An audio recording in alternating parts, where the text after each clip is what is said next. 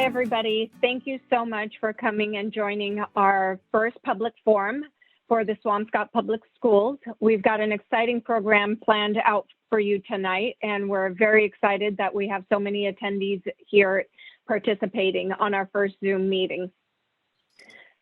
Today's topic, before we get started into discussing all of the sites that we had evaluated, taking you through the process and the much anticipated conversation in traffic, I want to first introduce a few members of our team, as well as let you know a little bit of the rules of engagement for tonight.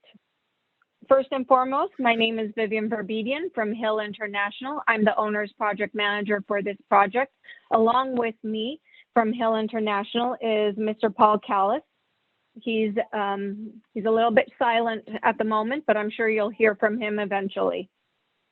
From the architectural team from LBA, we have David Harris as the project manager, Lee Sherwood as one of the principals, and Rebecca Brown from GPI, who is acting on their behalf as the traffic consultant. So we will run through our presentation as efficiently and effectively as possible. Please be patient with us. This is our first time ever doing it in this type of a format and fashion. Afterwards, we will open up for questions and Q&A session. We're hoping to leave at least a minimum of 45 minutes. Definitely if time allows and people can stay on, we'll be more than happy to answer all of your questions. If for any reason you are unable to participate in this manner, we will also be presenting another option for you to send your email questions or phone calls or however you need to communicate with us. And we'll try to get those answers to you as soon as possible as well. All right, without further ado, I'd like to turn this presentation over to David Harris and Lee Sherwood from LBA. This is Lee Sherwood from LaValle Brensing Architects, and David Harris is leading the show tonight, and I will start talking. I just want confirmation that everyone can hear me. Yep. All right. Yes, Lee, take it away. Thank you very much.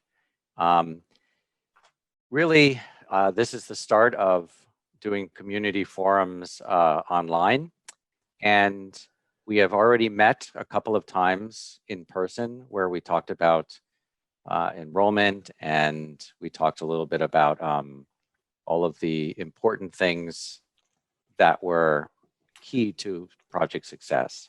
Tonight, we're going to talk about two things. Next slide, please. We're going to talk about our site evaluation process and the process that we've gone through to try to limit sites in the town of Swampscott. And then after that, we're going to talk about traffic, which we all know is near and dear to everyone's heart in Swampscott. So when we first started this a couple of months ago, we decided that a strong process was in order. You do not have a site that screams out, let's build a school here. And we all know that Swampscott is a small geographic community with a lot of wetlands, a lot of ledge, and very little land that is left to build on. So our process has been thus. One, the first thing we did was discuss, and we discussed with SBC members and other people in town to come up with what we all thought was a good list of different sites. Next. The next part of the project was to investigate. Now, we are architects, but we have employed traffic consultants, geotechnical, civil, environmental consultants. Oftentimes, we don't use all of these consultants, but in this particular project, we've used everyone. And so we really spent a lot of time looking at various sites. Next. Then we analyzed, and it is our task to be as objective as possible. We know that there are many people in town who have grown up here, who understand Swampscott and many of the sites, who know a lot about a lot of these places. But it was our task to look at everything with fresh eyes and to understand them with all of these different facts and the analysis at hand. And lastly, our job is to review them with you. We take this very seriously because this is a community effort. So what we're starting to do today is start the review process to show you some of our findings and to move on from there. Next. So the very first thing we did was to throw a wide net on all of Swampscott to understand where all of your town-owned properties were. This is available information. So all the red pieces on there are public-owned land. Now that's a lot of different places, and our job then was to start to limit and to figure out which of these are actually usable and which are not, because as you know, there's probably not that many that are usable in town. Next. We started with conservation land, the town forest in Ewing Woods. So each time that I talk about these, you'll see the red will come up and show you which of these ones we're talking about. Neither of those locations are buildable because they're conservation land and therefore protected. Next. So we eliminate those from our thought. And then there are a lot of other kinds of protected land in Swampscott. Clearly the Swampscott Cemetery, Jackson Park and Playground. Linscott Park is historically protected, and Abbott Park is a protected land as well. So we could not use any of those sites. Next.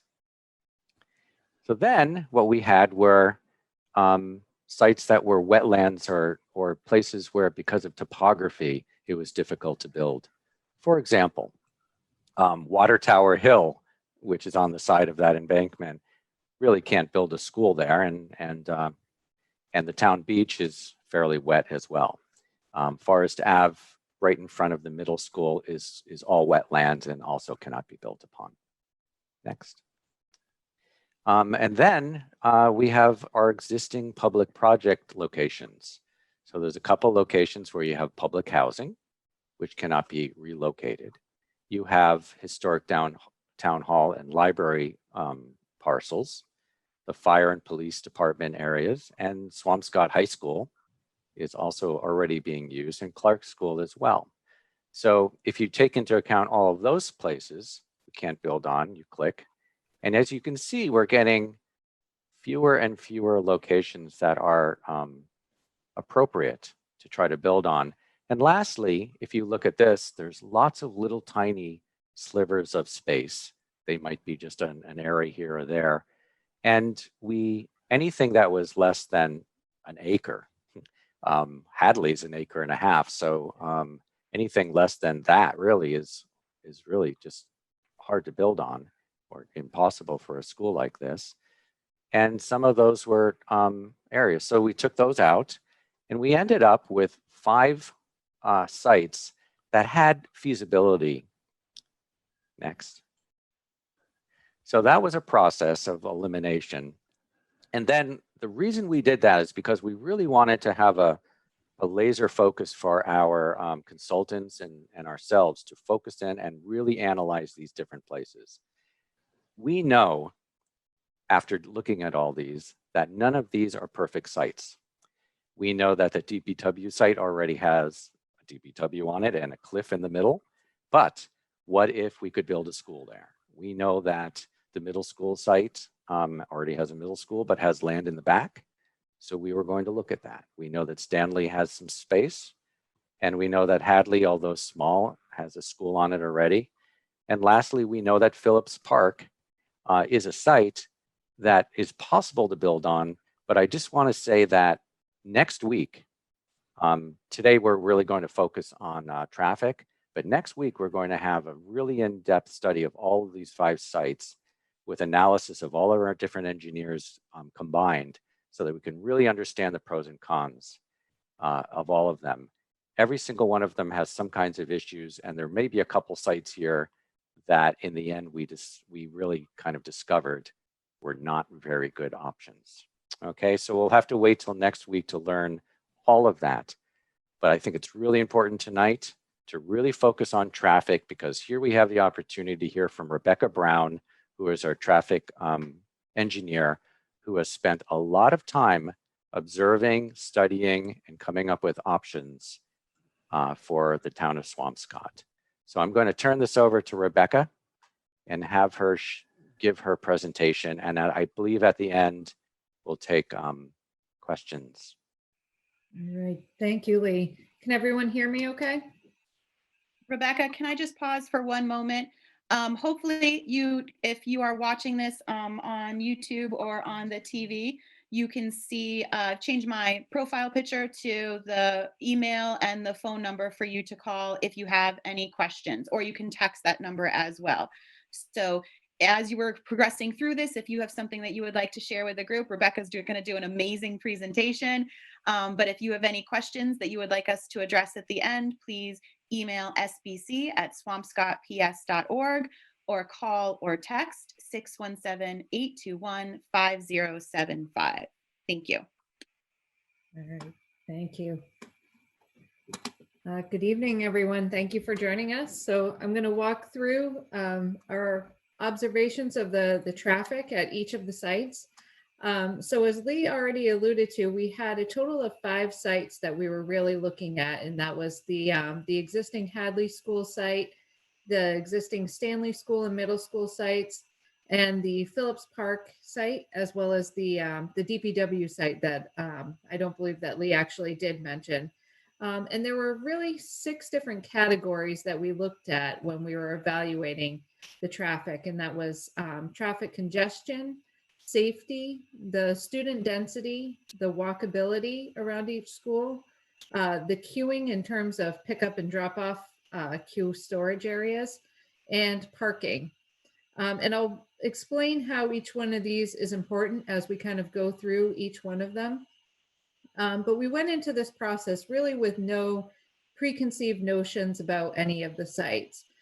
We treated all of them the same, and as far as we were concerned, everyone in the class started with an A, and it was up to them to really keep it as we walk through each one of these pillars here.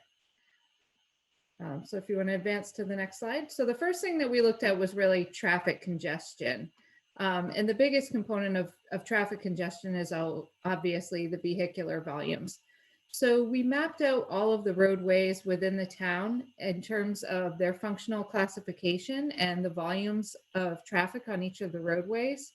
And you can see here that the roads that are shown in red represent your arterial roadways that carry the heaviest traffic volumes through the town.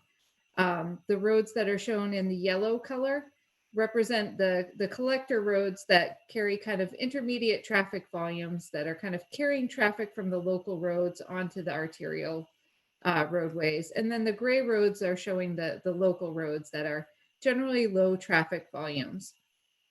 And one of the reasons that this is important is because locating a school on an already congested roadway can exacerbate the situation, causing the road to exceed capacity.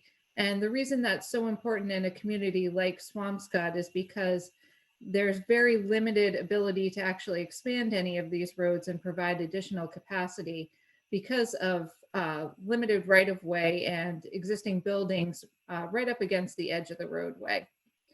So we really want to try and maximize the capacity of the existing roadways and not create additional congestion. Congestion also can be a deterrent to walking to school, which can create then more drop-off and pickup activity and create more congestion, creating kind of that never-ending cycle. So we've ranked each one of these schools here on this map in terms of the congestion that's surrounding the roadways. And we've ranked them from most favorable, shown in the dark blue color, down to least favorable, shown in the light blue color. And if you look here, you can see that the DPW site and the Phillips Park site are located right on Route 1A and Route 129, which are heavily congested roadways. They carry high traffic volumes, and adding additional traffic from a school onto those roadways could create an even worse situation and could also be a deterrent for people walking and biking to school as well. The Hadley School is kind of it's located close to Route 129, but it is off on a side street on Reddington Street that's a little bit less congested. And the middle school sites and Stanley School sites are located on low volume local roadways without a lot of congestion on them. Rebecca, this is Lee. A big question that's being asked is the timing of your study. Did you look in the morning when it was congested? Did you look at traffic times and things like that? Can you explain that methodology? Yes, absolutely. So that was one of the things that I was going to mention is, so we've created all of these kind of nice maps, which maps are great, but really nothing is better than observing traffic. So we did actually go and do observations at each one of these sites during the morning drop-off period and the afternoon pickup period. Now, obviously at the Phillips Park and DPW sites, there's no active pickup and drop-off going on, but we did observe existing travel patterns in those areas around those sites at that same time so that we would understand what impacts the additional traffic from a school being added there might have. And I will later in the presentation walk through all of those observations in detail and talk about what type of impacts we would expect in terms of additional traffic and queuing and all of that from each of from this new school being located at each of those locations. We want to advance to the next one. So the next thing that we did was we mapped the student population. So we got the addresses of all of the students in grades K through 5 and mapped them out as you can see here. So the dark areas represent high concentrations of student population, while the lighter areas represent low numbers of student population. And ideally, you want to locate a school close to the center of the student population because it reduces the number of vehicle miles traveled for parent drop-off and pickup activity for vehicles getting to school, which thereby also reduces the traffic congestion. It also maximizes the walking potential for people getting to the school. And one unique aspect about Swampscott as well is that there's currently no busing provided because of having 3 neighborhood elementary schools. So by providing a school that is central to the population of the entire town, you could potentially provide a consolidated school that also would not have a busing requirement. So here we can see that the Hadley School and the DPW school sites are located very close to the center of the majority of the student population. The middle school site is a little bit further away, but still pretty close to a very high source of students right nearby on the Forest Avenue corridor. The Phillips Park site is also relatively close to the student population, but starts to get a little bit further away. But one of the important things about the Phillips Park site is that Route 129, because it is so congested, really creates kind of a barrier to a lot of those kids getting to school. And then last is the Stanley School that starts to get a little bit further away from the majority of the population. Do you want to move to the next one? So this one is evaluating safety, which safety obviously is important and was really the primary concern of all of our review. If it is an unsafe situation, people won't walk, which will create more congestion and thereby creating more conflict near the school and creating an even more dangerous situation. So what we've done here is we've mapped all of the crashes that occurred over the latest 3-year period from 2017 to 2019 within the town. And what you see here is the red and yellow and red areas represent the concentration of crashes. The blue and green dots that you see represent pedestrian or bicycle related crashes.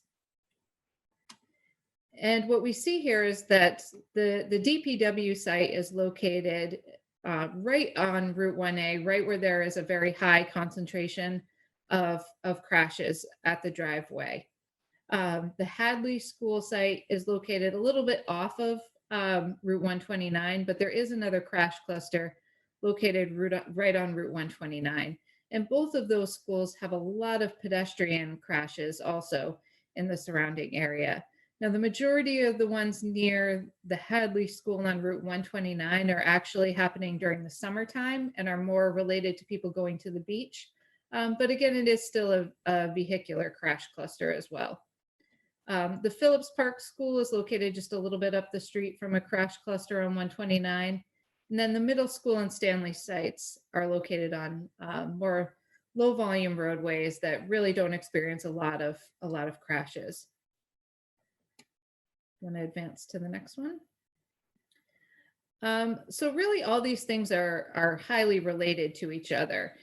The best site is really one that's kind of central to the student population, that doesn't require much of the population to cross over busy, dangerous roadways, and is in a kind of a low volume, safe area. So what you can see here is kind of that area that becomes sort of the sweet spot for locating a school in an ideal world, that's highlighted in the yellow dashed area. And we see that the DPW site and Phillips Park site are kind of right on the borders, but really outside of kind of that area that provides safety, low congestion, low traffic volumes, and close to the student population, where the middle school, Stanley School, and Hadley School sites all kind of fall within that range. You want to advance to the next one? So the next thing that we looked at was the walkability of the areas around the school to assess what's the likelihood that kids will walk to the school. So what we've done is we've taken that student population information that we had previously shown, and we looked at various walk zones around each of the schools, showing a quarter of a mile, a half a mile, a 3/4 of a mile, and a 1 mile walking distance. And that's walking along each of the roadways. So it's not as the crow flies, but actually walking along the roads. And you can see those shown in the various purple colors on the map, where the dark purple represents people within the 1/4 mile, and the lighter purple colors go out to a 1 mile radius around the school. And then we compared these to the walkability rankings for each of the school, or the walk to school scores for each of the roadways. And those scores get calculated based on the geometry of the roadway, the volumes and speeds of traffic traveling on the roadways, whether or not there's a sidewalk provided, whether there's a sidewalk on both sides of the road, and what the condition of that sidewalk is, as well as whether or not it complies with ADA requirements as well. So what you can see here is that the darker colors represent a road that is very walkable, where sidewalks are provided. It tends to be lower volume roadways, or there's some type of separation between the vehicle traffic and the pedestrian traffic. The lighter blue colors represent the low walkability roadways, where there may be steep grades, there may not be sidewalks provided, or there may be high traffic volumes that are a deterrent for walking. And what we see here is that the majority of the roads surrounding the Hadley School are very walkable roads. They have very high rankings of walkability. And there are about 500 out of the 900 total K through 12 students that fall within that 1 mile walk zone. So there's a high likelihood of capturing a large number of the students that would actually be walking to school on fair weather days to the Hadley School. Do you want to advance to the next one? So we did the same thing for each of the other schools. So this is the Stanley School here, and you can see that for the Stanley School, because it is located a little bit further away from the population, that there's only about a little under 300 students that fall within that 1 mile walk zone. But one of the great things about the Stanley School is that a lot of those roads do rank very high in terms of walkability, particularly the roads that are immediately adjacent to the school.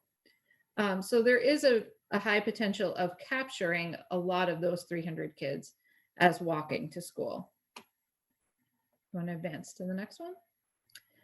So this one is the Phillips Park site. And Phillips Park is similar to the Hadley School in that it captures about 400 kids within that, that 1 mile walk zone. But one of the things that's important to note about the Phillips Park site is that Route 129 is a heavily, heavily congested roadway, and that the majority of the student population is actually located on the opposite side of Route 129. Also, a lot of the roadways on the north side of Route 129 have very steep grades, making it difficult for kids to walk on those roadways, particularly for ADA access on those roadways. So that's likely to be a deterrent to walking to school that doesn't really get reflected when you look at just the walking map of where the student population is located. Do you want to advance to the next one? So here's the middle school. And again, middle school is very similar to the Hadley School as well. About 450 kids fall within the 1 mile walk zone. And those roads surrounding the middle school are also very walkable. So it's likely that a high number of those will actually walk to school. And I think that also gets reflected when we did observations at the middle school, because a very large number of the middle school students were actually already walking to school. So it's likely that if there were an elementary school located on the site, that a lot of those students would walk to school as well. And the last one. So the last one is the DPW site, which is very similar to Phillips Park. It captures about 400 kids within the 1 mile walk zone. But again, Route 1A cuts right through the middle of that walk zone and really creates a barrier for walking to school. In fact, for Route 1A, it's probably even more a barrier than along Route 129, because there are a lot of high intensity commercial driveways that are located along Route 1A that really create a barrier for pedestrians trying to walk, as they experience a lot of conflict with vehicles turning in and out of the driveways, even walking along Route 1A. And the grades in that area also make it very difficult for pedestrians walking to school. So if you want to advance to the next one. So as I mentioned before, looking at the maps is great, but obviously observing traffic and how it actually operates is really very important. So that was one of the things that we did go out and do, was observe traffic during the morning and the evening hours to see how things really work out here. So this is looking at kind of the Hadley School and the area around it. And I'll kind of walk through our observations, kind of going from the left side of the page over to the right side of the page. So one of the issues with the Hadley School is that there's really no off-street queuing area for pickup and drop-off activity to happen. So as a result, long queues form down Reddington Street for about a 30-minute period every morning. And then again in the afternoon. And one of the difficulties in the afternoon is that parents are kind of competing to be the first one to grab their kid and get out of the area. So parents are arriving long before the school actually releases and trying to use any parking spaces that are available in the surrounding area to wait for school to be released so that they can pick up their kids and get out of the area. So this results in long queues forming on Reddington Street, as I mentioned, and some queuing and capacity issues at the signal at Humphrey Street and Reddington Street as well. There's a crosswalk down at the Humphrey Street intersection where vehicles parked on the street will actually park across the crosswalk, blocking access to the crosswalk and creating sightline issues for vehicles that are trying to exit out of Reddington Street. There is a crosswalk that is located right in front of the school, right at the intersection of Blaney Street, but it's not marked and it's not ADA accessible. There's no ADA accessible curb ramps to that crosswalk. And the queued up traffic for pickup and drop off activity blocks visibility of that crosswalk, particularly in the afternoon when kids are walking from the school towards Blaney Street. That queued traffic up against the school sidewalk blocks visibility of pedestrians walking in that area. There's also a section where there is legal on-street parking allowed between Rockland Street and King Street. And the on-street parking in this area kind of forces the traffic that's headed south down Reddington Street into the oncoming lane. Now that also happens as vehicles queue up for drop-off. Through vehicles will pull out around them into oncoming traffic, which creates the potential for a head-on collision. There's also a very wide pavement area in between Rockland Street and King Street. And there's no marked crosswalks in that area for kids walking on the opposite side of the street to get to the school.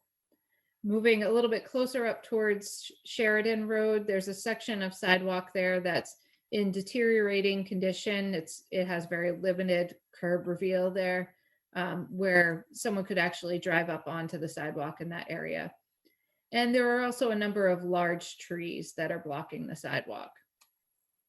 So when we consider all of these things, the question that often gets asked is, how could you possibly accommodate any more kids on this site with all of these traffic issues that we've just identified?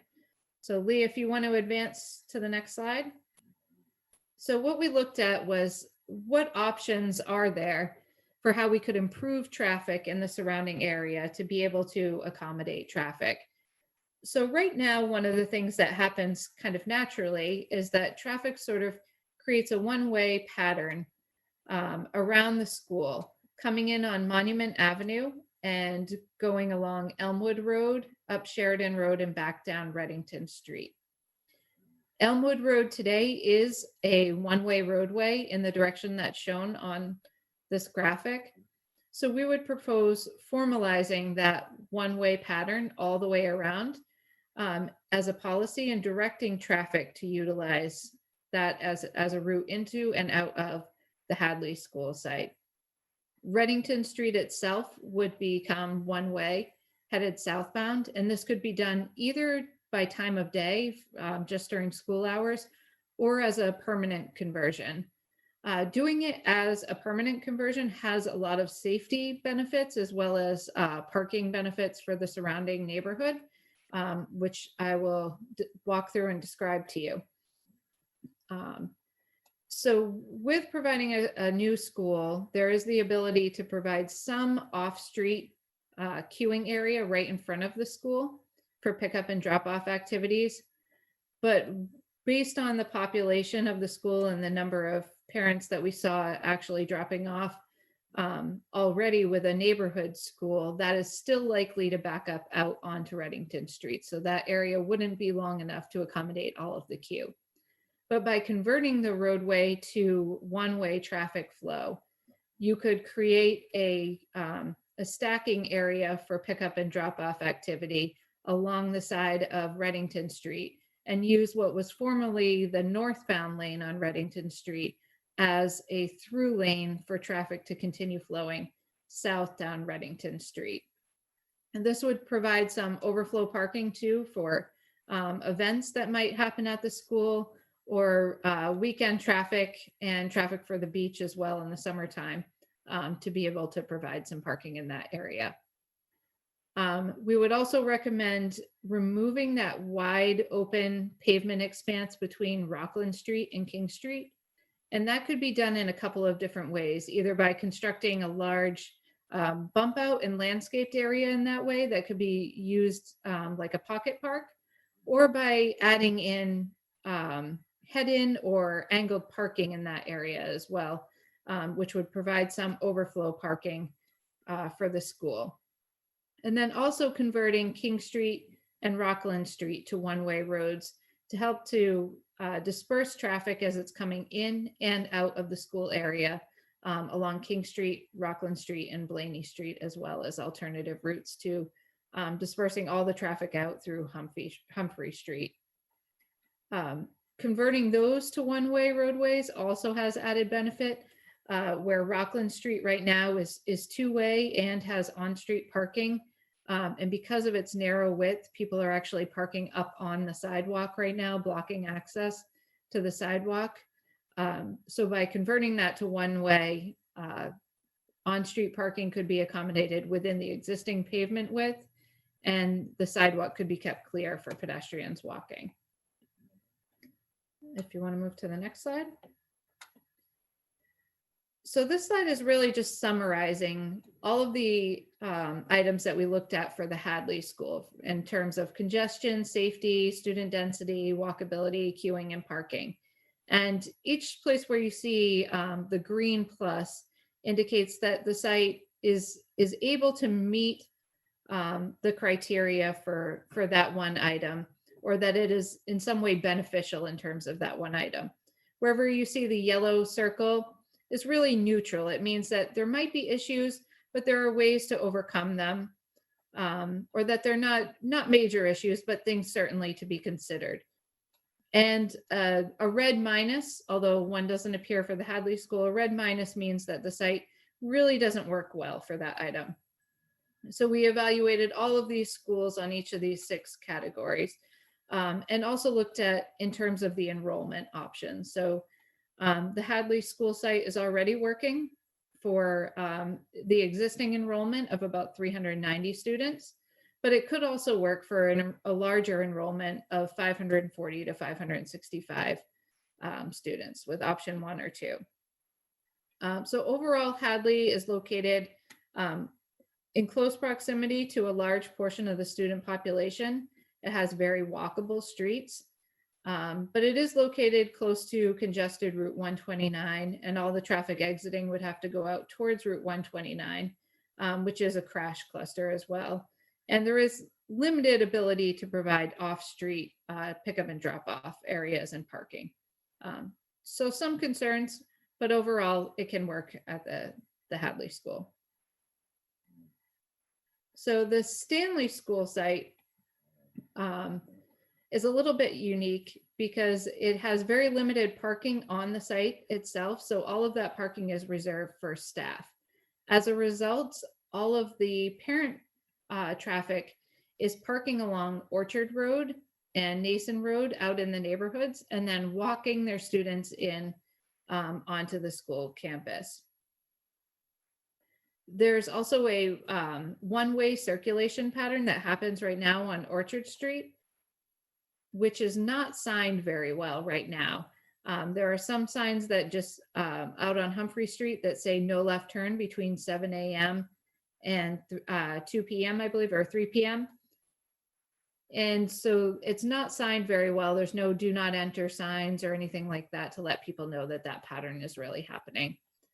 So it can create some additional congestion with all of that traffic having to come in, parents parking along the streets, walking their kids into the school, and then coming back out again. Although there are sidewalks provided along both sides of the street, there are also large trees that are located in these sidewalks that are all circled in red. And in some cases, those trees completely block the sidewalk. There is a couple of informal trails that go through the wetlands just to the south of the school and connect into Forest Avenue to the east and over to the Unitarian Universalist Church to the west of the Stanley School site. And there were parents observed using that walkway as well to walk their students into the school. And a number of people were also observed parking in the church parking lot and then walking their kids into the school as well. One of the other things that we did also notice is that parents were parking up along Nason Road to drop off and pick up their students for both the middle school and the Stanley School as well. And we did notice a high volume of traffic that was flowing back and forth between the middle school and the Stanley School using Forest Ave, Laurel Road, and Nason Road as well. Because they have staggered start and end times, parents would drop off their kids over at the middle school and then cut across over to Stanley School to drop off their elementary school students there. There are a couple of busy crossings along Humphrey Street as well that are indicated here with a number 9 that don't have any signage to highlight the crosswalks. And then the intersection of Humphrey Street, Atlantic Avenue, and Puritan Road, which is shown at numbers 13 and 14, is very awkward. It has a skewed angle to the intersection, which makes it wide. There's poor sight lines created by the geometry of the intersection and some of the islands that are located within the intersection to divide traffic actually block the sight lines for vehicles trying to exit the side streets. Although there is a crosswalk there located at number 14, just south of Puritan Road, and it is a signalized crosswalk there, that signal doesn't comply with design standards, and the location of the signal heads is very hard to see as you're approaching the signal coming around the corner from Humphrey Street or from Atlantic Avenue to the north approaching that. So again, looking at kind of all of these things, you would kind of question, how can a school possibly work here? So Lee, if you can advance the slide. So by constructing a new school out in the field next to the Stanley School, you can keep the Stanley School open while the new school is constructed. And you can create sort of a large one-way roadway that would circulate around the outside of the school campus and create a long storage area for pickup and drop off that could occur at multiple locations along the school property as well. By moving all of the parking onto the site, it gets the parent traffic out of the neighborhood and reduces the congestion as well. And then formalizing the one-way pattern along Orchard Road would help to reduce conflict points along that route by keeping all of the traffic flowing in a circular pattern, which would mostly occur all by right turns. It would be similar to the way a giant roundabout works, where everyone would be circulating in a right turn pattern. The one-way pattern also allows for the widening of the sidewalks into the roadway to avoid impacts to the trees and allow pedestrians to still be able to have a clear path to walk to the school. It also still provides an area for on-street parking for the surrounding neighborhood to utilize, while still keeping traffic flowing on the side streets. And it reduces some of that driver confusion over the time of day for the one-way pattern as well by formalizing it all the time. There is also a rail trail, a future rail trail that runs that dashed line that you see up at the top of the page, where you could provide a potential connection to that rail trail to increase the walking and biking to the school. This option also allows for traffic to enter the site via multiple entry points to disperse the traffic and reduce the impacts to the surrounding roads. So you can disperse traffic out over Humphrey Street to the north and south and out Forest Avenue as well towards the middle school through multiple entry points. By providing a connection over to the church, it creates another dispersion point and a potential for overflow parking for the school as well. And also provides an opportunity for a pedestrian connection through the church property to provide a formalized walking path that would be ADA accessible into the school. With all of these improvements shown right immediately adjacent to the school, we would also recommend upgrading the 2 pedestrian crossings that I mentioned out on Humphrey Street, which would likely have some type of flashing beacon at them to enhance the visibility of those crossings.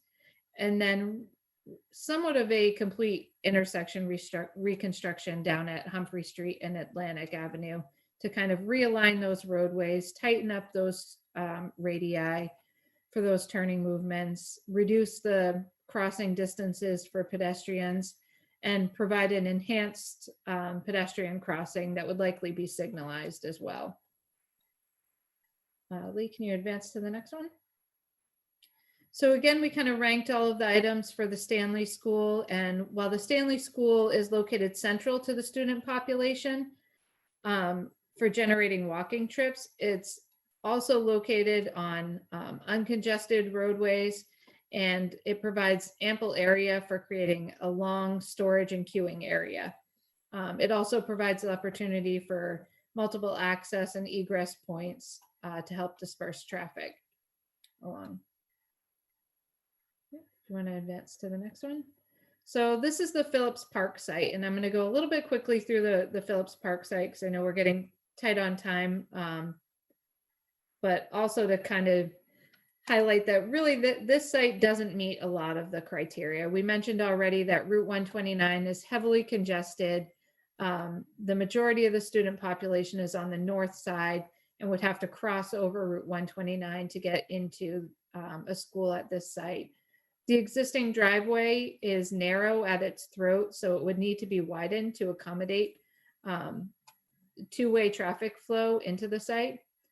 Although there are several residential roads immediately adjacent to the park, Lodge Road, Muriel Road, and Charlotte Road, that could provide additional access or egress points into the school. Those would also, providing a driveway through there would have impacts to the parklands and reduce the amount of parkland available here. And really, it would still force all traffic back out onto Route 129 in the end. So it's still creating that congestion on Route 129 while adding traffic into a residential neighborhood. So that one really wasn't an option for providing any type of dispersion of traffic here. As I did mention, that there are steep grades as well on a lot of the roads opposite the Phillips Park site as well.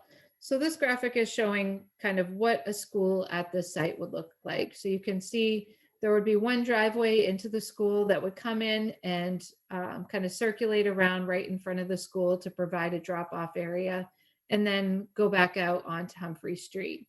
Because of the volume of traffic that would be coming in and out here, it's likely that a traffic signal would need to be installed out on Humphrey Street. And with the volume of pickup and drop-off activity that's likely to happen here, because walking would be so low, those queues are likely to extend back up onto Humphrey Street, creating additional congestion along the roadway. There is some parking area that is available, shown at number 9, but that area may also be flooded at times based on some of the wetland impacts, which I believe will be talked about more next week. But overall, what we found was that the Humphrey site really wasn't a great location in terms of meeting each of these criteria. If you want to advance to the next one, so we can see that it's located on a congested road. It's close to a crash cluster.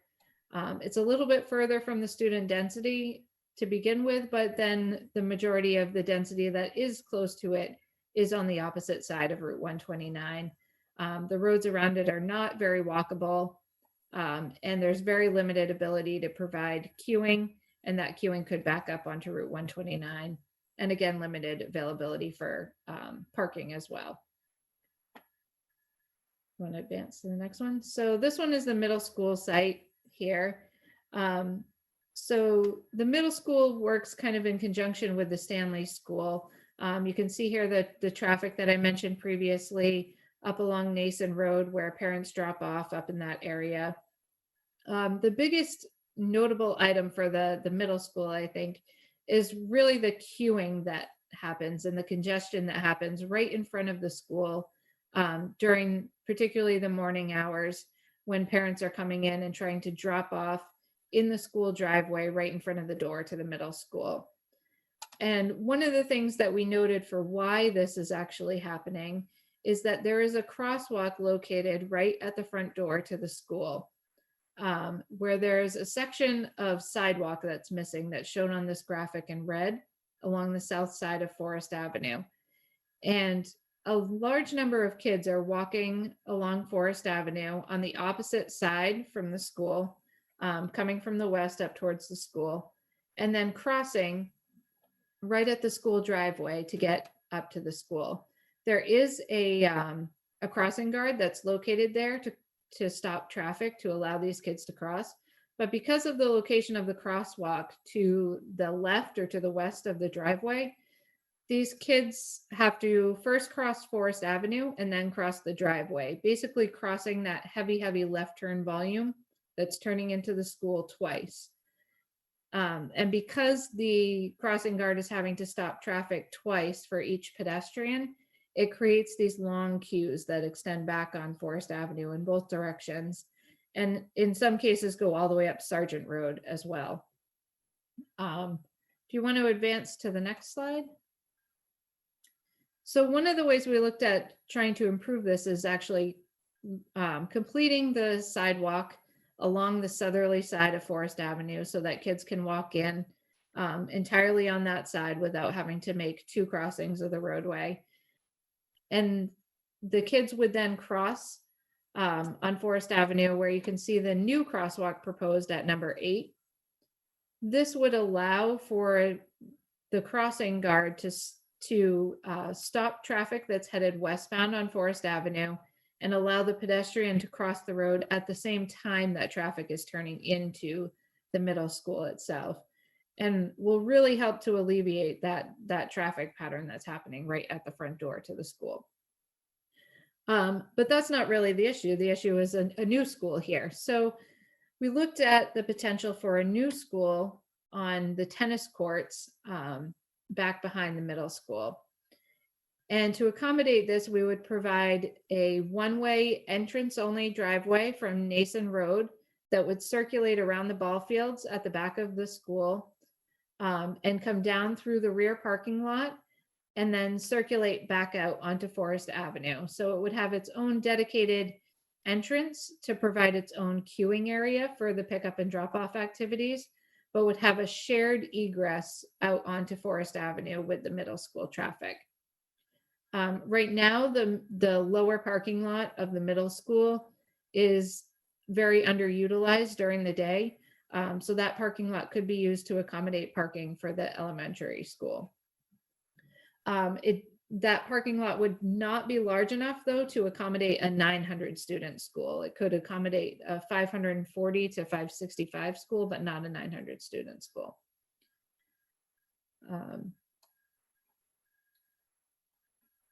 And with this, we would, we would also recommend providing the pedestrian connections over to the Stanley School as well through the church property, where that could again be used as an off-site area for parking or an overflow area for parking, and could also be used in an alternative pickup and drop-off area as well. You want to advance to the next one? So this one is kind of summarizing how we rank the middle school. So the middle school is located on generally low volume, low congested roadways, with the exception of that area right in front of the middle school driveway. On roads that experience low collision patterns. It's close to the student density. It's on walkable roadways. But again, queuing and parking are the big issues for this school, where there's some constraints there on the availability to provide a drop-off area and adequate parking for schools of varying sizes. And that's why you see at the bottom that we've ranked this high in terms of accommodating options 2 and 3, but not so great at accommodating option 1. And option 1 really creates a lot of traffic concentrated all in one area by having all of the middle school and all of the elementary school kids in one area. You want to advance to the next one? So the last one is the DPW site. And again, I'll go kind of quickly through this one because really this site didn't work particularly well for a lot of reasons. So while the DPW site is located close to the Abbott Park and the future rail trail that provide benefits to this school location, it's right on Route 1A, which is a congested roadway. As I mentioned, there are a lot of curb cuts for commercial curb cuts along the road that create a lot of additional conflict. There's some intersections with wide open curb cuts as well that have long pedestrian crossings. The grading of the DPW site itself is also an issue because from front to back, the site goes up by about 30 feet in elevation. So the grading there is also difficult. If you want to advance to the next slide. So with this site, there's a very small area to be able to accommodate only a handful of cars for a pickup and drop off activity. which would likely result in large queues forming out on Route 1A that would create additional congestion along that roadway that only has one lane in each direction now.